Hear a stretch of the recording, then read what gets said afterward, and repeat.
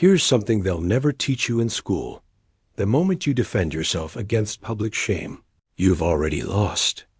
But what if I told you there's a psychological technique so powerful, it can turn any public attack into your greatest display of dominance? In the next few minutes, I'm going to show you exactly how the most strategic minds handle disrespect, not by fighting back, but by doing something far more devastating. Stay with me, because once you learn this, you'll never fear confrontation again. Shame isn't just a feeling. It's a social attack. When someone tries to embarrass you in front of others, they aren't just being mean. They're trying to destroy who you are. You know how it feels. The warmth spreading up your neck. The sudden quiet in the room. The sense that you've suddenly gotten very tiny and everyone else has gotten huge. Your gut tells you to protect yourself, to explain yourself, to fight back, or even worse, to say sorry. But here's the harsh reality that most people will never get. The second you respond, you lose. The second you try to show you aren't what they're calling you, you've already accepted their game. You're moving to their rhythm. But what if you didn't? What if there was a method to take that hot, heavy feeling of embarrassment and with one mental trick, turn it back on them? Not by yelling, not by fighting, but by doing something so unexpected, so perfectly calculated that it leaves them vulnerable, scared, and wishing they had never spoken. There's a system to this, a hidden skill of mental reversal, used by manipulative leaders for hundreds of years. And once you know it, you'll never feel hurt by shame again. You'll only feel the thrill of control. Most people believe the reverse of shame is confidence. They're mistaken. The reverse of shame is not caring. But reaching true not caring, the kind that stops a room, needs you to destroy a piece of yourself that wants approval. In the next half hour, we're going to operate on your social habits. I'm going to teach you how to break down someone attacking you, not with mean words, but with how you carry yourself. We'll explore the stone wall reversal, the quiet reflection, and the cold star method. By the time this video ends, you won't just understand how to deal with rudeness. You'll welcome it because you'll understand what it truly is, a chance to show strength. But be careful, this information isn't for nice people. It's for smart ones. Once you understand the mechanics, you can never go back to being controlled. Phase 1, understanding the destruction. You need to grasp what's happening to you physically before you can manage it in social situations. When someone embarrasses you, why are you dressed like that? Did you actually just say that? Everyone here knows you're not telling the truth.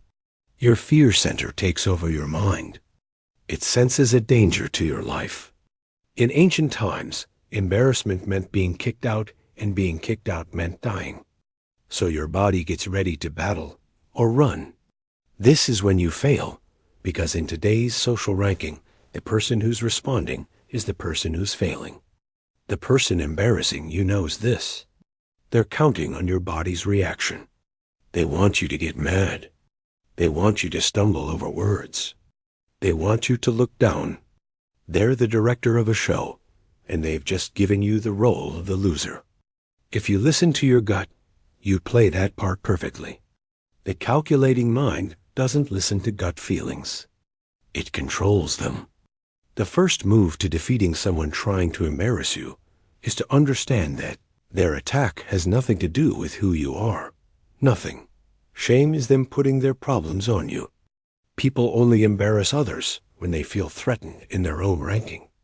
A content-powerful person doesn't need to make others feel tiny. Only a worried person does. When they attack you, they're admitting their own worries. They're showing that they see you as a danger that must be stopped. Think about that. They're scared of you, or they're envious of you, or they're empty inside and need to use your suffering as energy to feel something. Once you understand their attack, not as a judgment of what you're worth, but as a sign of their weakness, the heat on your neck goes away. You stop being the target. You become the watcher, and the watcher is the most dangerous person in the room. Phase 2, the emptiness. Let's discuss the pause. The typical person can't handle quiet. When an insult hits, there's an empty space created in the talk. Human beings are social animals. We're wired to fill that empty space.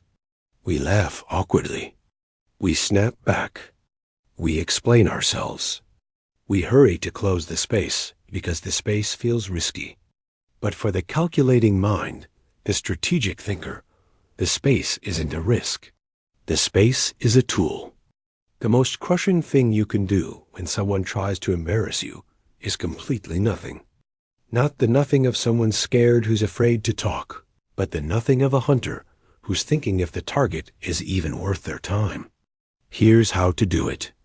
They deliver the mean comment. You don't blink. You don't look somewhere else. You don't smile. You don't frown. You become completely frozen.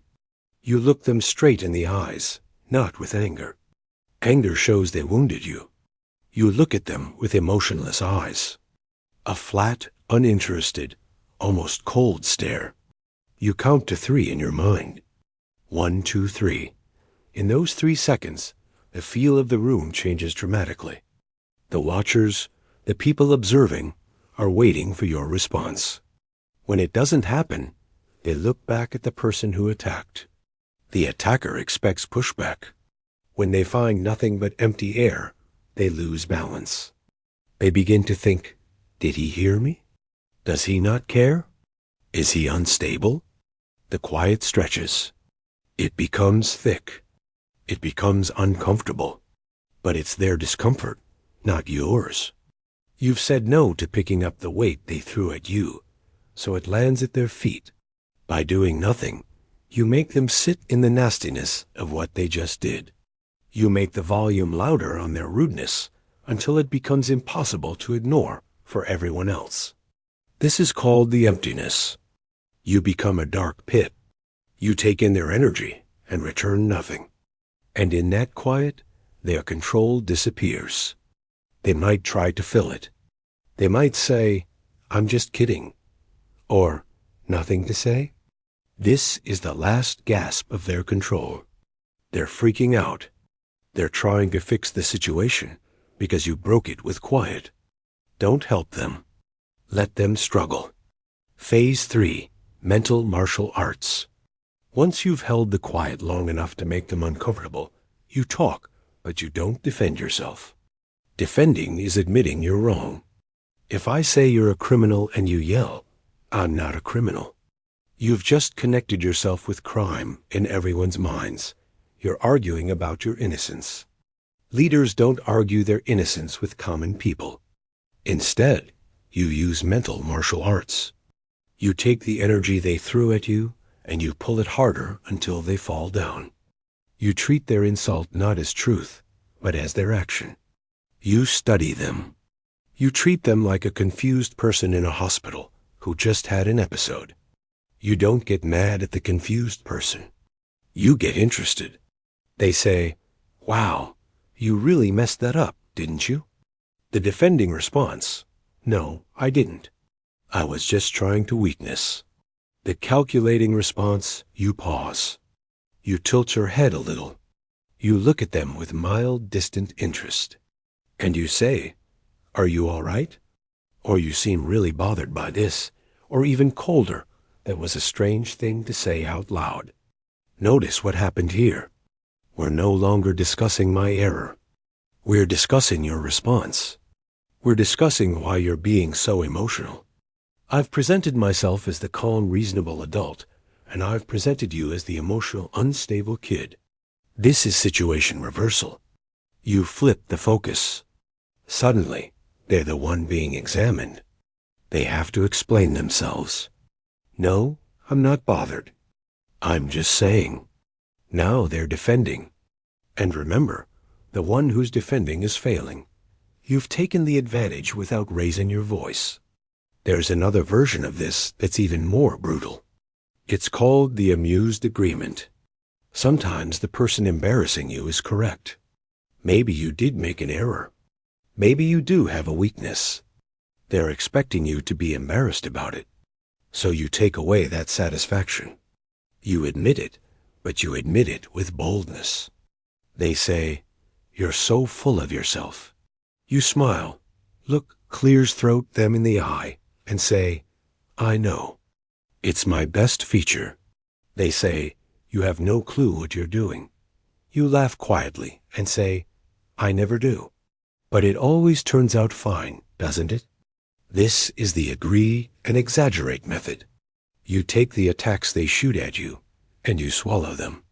When you agree with an insult, you make it powerless. You take the weapon from their hands. Yes, I am strange. Yes, I am noisy. Yes, I am unpunctual. So what? When you're not embarrassed about yourself, no one can embarrass you. You become untouchable. The dirt slides right off, and the person throwing the dirt ends up with messy hands. Phase 4. The Watchers. Shame is a show. The attacker doesn't care about you. They care about the audience. They want the audience to laugh. They want the audience to agree that you're the bottom rung on the ladder. Most people try to convince the attacker. They try to make the attacker quit. This is pointless. The attacker is your opponent. You need to convince the audience. But you don't convince the audience by begging for their kindness. People hate victims. It's a harsh natural truth. When we see someone weak, our animal brain wants to stay away from them so we don't catch their weakness. But people admire strength. People admire self-control. When you stay calm while someone is attacking you, the audience naturally shifts to your side. Not because they care about you, but because you seem like the leader. You seem stable.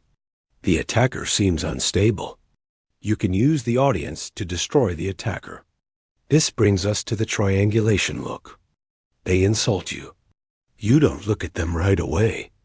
You look at someone else in the group. You make quick eye contact with a third person, and you give a tiny hidden smile. A look that says, "Can you believe this person?" You share a private joke with the audience at the attacker's cost. You exclude the attacker. You make them the outsider. By connecting with the audience through silent communication, you isolate the person embarrassing you. Suddenly, they're not the leader. They're the entertainer dancing for attention, and nobody is responding. This is delicate. It needs careful handling.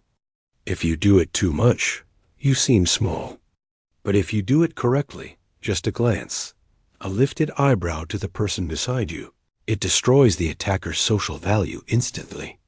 You've told the group, "He is not one of us. He's trying too hard." And in the rules of control, trying too hard is the worst mistake. The person with the most control is the person who's trying the least. So slow down. Your movements should be relaxed. Your voice should be low and slow. Your breathing should be steady. You're the stone in the storm? Let them be the wind. The wind shouts and screams and eventually wears itself out. The stone stays. Phase 5, the extreme option. Sometimes the best way to destroy someone is to make them invisible. There are people who feed on negative attention. If you fight them, they succeed. If you play mental martial arts, they like the game. They are energy stealers. They want a response. Any response for these people, you use the extreme option. You erase them from existence. They speak, and you keep doing what you are doing, as if wind just blew through the window. You don't look at them. You don't pause. You don't react. You turn your back to them and talk to someone else. If they're standing right before you, you look through them at something behind their head. This isn't the silent treatment. The silent treatment is an emotional response. It says I am hurt, so I'm not talking to you. This is active erasure. It says you're so below my attention that my brain doesn't even see you as a living thing. This causes a deep basic panic in the attacker. Being ignored is physically more painful than being attacked. Attack recognizes existence. Not caring denies it. They will increase. They'll get louder. They'll say more painful things. Let them. The louder they get while you stay unaware, the crazier they seem. They'll destroy themselves in the fire of their own panic. And you? You're just drinking your coffee talking about the weather completely unaffected. This is the ultimate control. It's the control of the mountain over the insect. The insect can bite the mountain all day. The mountain doesn't care. But to do this, you must truly trust in your own worth. You must trust that their view is as meaningless as the buzzing of a fly. This brings us to the philosophical center of this approach. Phase 6. The inner strength methods are worthless if your spirit is fragile. You can learn the looks, the pauses, the clever responses, but if you're shaking inside, they'll sense it. Tiny facial movements never lie. To truly destroy anyone who embarrasses you, you must destroy the part of you that feels embarrassment. You must build inner strength. Why does shame hurt? Because you've given them the keys to your self-image. You're letting an outsider, someone who doesn't know your past, your challenges, your possibilities, judge your worth. Why? Why do you trust their opinion more than your own? Machiavelli wrote about virtue, not goodness in the moral sense, but skill, strength, ability. A man of virtue depends on himself. He knows what he is. If you know you're strong and someone calls you weak, it's not hurtful. It's amusing. It's like someone calling a lion a mouse. The lion doesn't get upset. The lion knows it's a lion. You need to reach a level of self-knowledge that is so solid, so firm that outside comments bounce off. This needs inner work. You must face the things you're embarrassed about. Are you embarrassed about your history, your appearance, your money, your loneliness? Bring it into view. Look at it. Accept it. Yes, I failed. Yes, I'm struggling. The moment you accept your own weaknesses, you become unbeatable, because the person embarrassing you has no weapons left. They can only hurt you with the truth you're hiding from. If you hide nothing, they can hurt nothing. Become clear to yourself and unclear to them. This is the puzzle of control. The most weak man is the one hiding behind protection. The most powerful man is the one standing exposed in the storm saying, I have nothing to fear. When you reach this state, you stop entering rooms thinking if people will approve of you. You start entering rooms thinking if you will approve of them. The situation flips. You become the judge. Phase 7, the fight back. Sometimes quiet isn't enough. Sometimes you need to strike. But you must strike like a surgeon, not a butcher. A butcher chops and makes chaos. A surgeon makes one exact cut and removes the problem. When you decide to strike back with words, you must follow the rule of shortness. Less is more. A long speech makes you seem defensive. One sentence makes you seem deadly. Here are 3 surgical strikes to keep ready. Strike 1, the who situation. They insult you. You look at them and ask, who are you trying to impress right now? This is crushing. It immediately reveals their performance. It tells the room he is performing, I am observing. It breaks the illusion. Strike 2, the repeat request. They say something nasty. You put your hand to your ear and say, I'm sorry. Say that again. I didn't hear that. Make them repeat the insult. Insults are like jokes. They only work once. When you force someone to repeat an insult, it loses its flow. It sounds planned. It sounds petty. And usually they won't say it again. They'll collapse. They'll say, forget it. You force them to back down. Strike 3, the sympathy trap.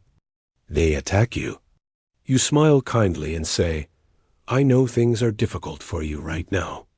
You don't have to take it out on me. You act like a therapist.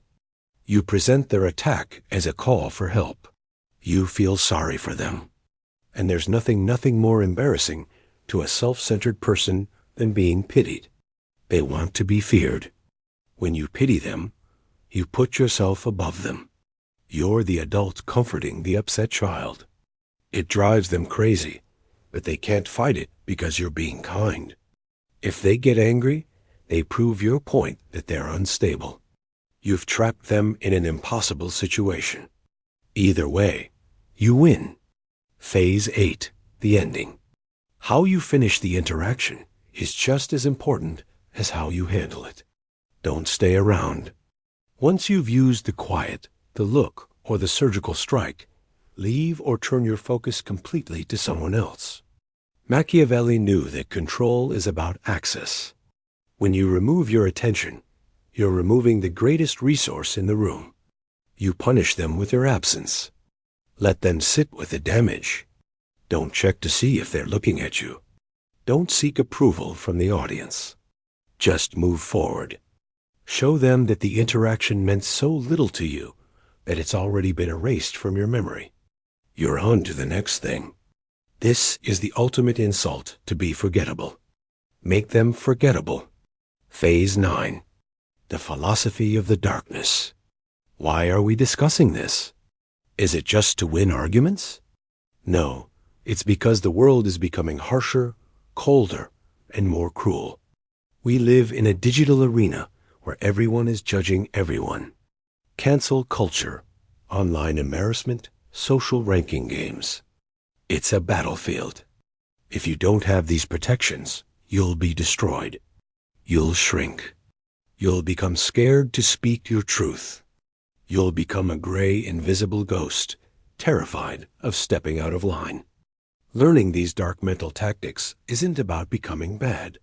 It's about protecting your spirit. It's about building a wall around your mind so that the toxic garbage of other people's worries can't touch you.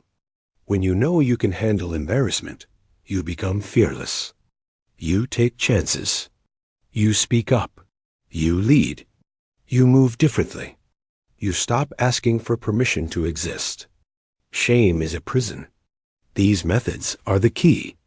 But remember, with great control comes the temptation to misuse it. Don't become the person who embarrasses. Don't use these tools to destroy the weak. That is cowardly. Use them to destroy the destroyers. Use them to protect the innocent. Use them to hold your position when the world tries to move you. Be the monster that keeps the other monsters away. That's the outlier path. You now have the tools, the quiet, the look, the martial arts, the emptiness. You have the plan to break down anyone who tries to lower your ranking. But knowing the path isn't walking the path. The next time you feel that heat rising in your neck, the next time someone tries to make you small, don't panic. Smile, because you've been waiting for this. You're no longer the prey. You're the trap. Let them step in and watch what happens when they realize they're locked in with you, not the other way around. Most people will watch this video and agree, and then go back to being a victim tomorrow. They're addicted to their own weakness. But you're still here. You're listening to the quiet between these words. That tells me you're ready for something deeper. This was just the defense. But what about the offense? What about the skill of influence? How do you not just stop people from hurting you, but make them desperately want to follow you? That's a darker, deeper path, and we're going to explore it soon. If you're tired of the naive advice that tells you to just be kind and forgive everyone, if you're ready to understand the raw, unfiltered patterns of human control, then you're in the right place. Join the group, subscribe, turn on the bell. We're building a sanctuary for the strong. Don't be left outside. I'll see you in the shadows. So there you have it, the complete system for handling anyone who tries to bring you down. Remember, these aren't just tactics. They're a mindset shift. The next time someone tries to shame you, you'll know exactly what to do. Pause. Stay calm and watch them unravel. Now, here's my question for you. Are you going to stay a victim of other people's words? Or are you ready to take full control of every social interaction you walk into? If you found value in this video, do me a favor, hit that subscribe button and turn on notifications. We're building a community of people who refuse to be pushed around, and I don't want you to miss what's coming next, because next week, we're diving even deeper. I'm going to reveal the dark psychology behind influence, how to make people not just respect you, but follow you willingly. It's powerful, it's controversial, and it's not for everyone. Until then, remember this: you're not here to play small. You're here to dominate. I'll see you in the next one. Stay dangerous.